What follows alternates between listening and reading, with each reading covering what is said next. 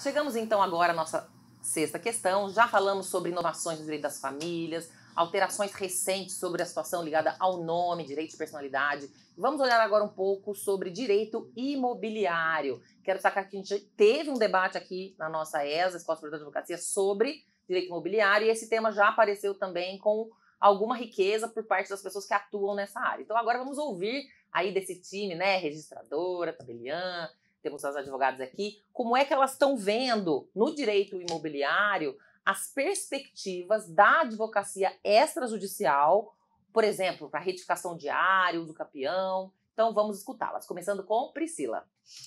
É isso aí, gente. Direito imobiliário, você pensou em direito imobiliário, eu acho que você pode fazer o link com a figura do tabelião, certo? Que depois a gente até vai voltar para diferenciar um pouco a figura do tabelião e do registrador, mas assim, pensou em direito imobiliário, pensa no cartório de notas, porque antes de você tomar qualquer atitude, antes de você comprar a sua casa, antes de você fechar um negócio imobiliário, vai trocar uma ideia que é gratuita com o tabelião de notas. Tá certo? Aqui a doutora Fernanda falou do uso capião. Eu tenho uma história pessoal também, que a gente tem muito conteúdo, né? O meu pai faleceu agora em 2019 com uma ação de uso capião que ele propôs antes de eu nascer. Nossa. E ele morreu sem ver o resultado. Nossa. Entendeu? E agora, até por uma questão de eu honrar a memória dele, eu tô tirando do judiciário e eu vou conseguir finalizar essa uso capião já em meu nome, porque eu sou herdeira, mas no extrajudicial.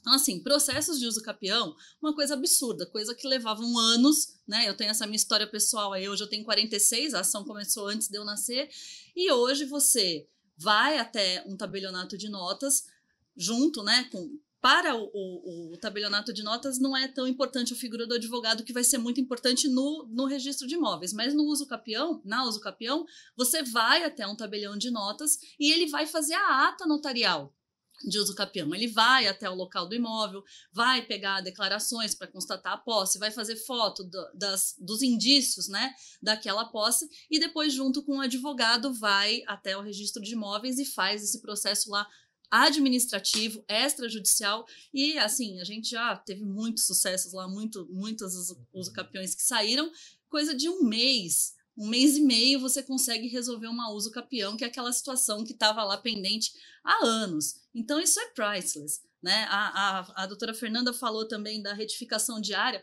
Eu tive, essa semana passada chegou um processo meu lá da corregedoria, aí chega aquela senha, a gente ia falar, ai, jura? Era um advogado pleiteando uma retificação de uma escritura, porque tinha saído errado um estado civil da pessoa, uma escritura de 15 anos atrás. Aí eu li aquilo e falei, gente, por que ele judicializou? Se ele podia ter vindo direto aqui no cartório, eu fazia uma ata notarial, era uma prova documental, não precisava. Aí eu respondi no processo, eu falei, corregedor, com todo respeito, manda o advogado vir aqui no cartório que eu resolvo.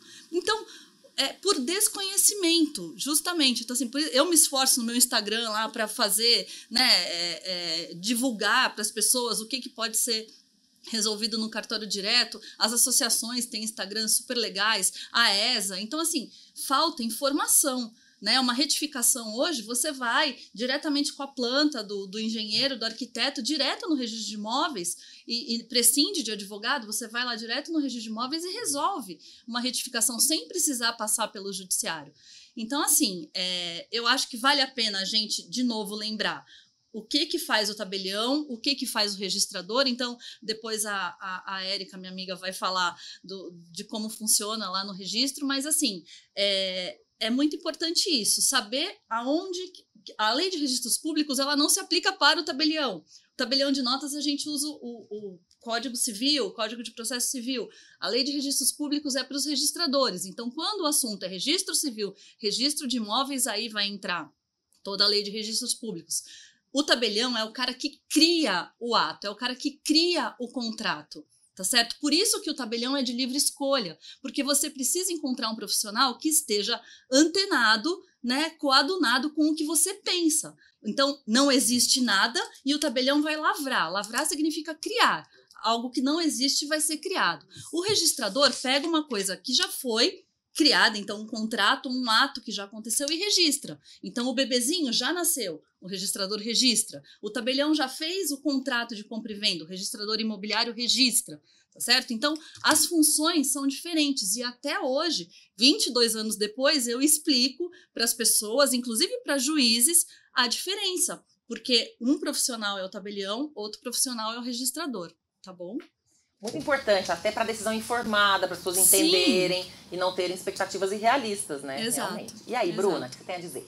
É muito importante falar sobre isso, sobre as diferenças, porque existe posição, função e atividades, né? Eu sempre converso com os meus clientes sobre isso. E sobre a ata notorial, eu tive uma experiência com uma ata notorial com trabalho multidisciplinar. Então, é muito importante entender as diferenças, porque existe posições, cargos e atividades distintas, né? Então, a ata notarial, eu tenho uma experiência muito importante com uma situação de uma cliente que precisava de um serviço extrajudicial, né, e multidisciplinar. Então, ela já veio com o documento da arquiteta, do engenheiro, e precisaria registrar, né, na verdade, uma casa que tinha sido construída, que era uma edícula, mas na verdade ela queria registrar como casa porque os familiares dela moraram há muitos anos e ela não quis demolir, construir ou modificar. Então ficou como se fosse uma capela, né, melhor explicado, uma capela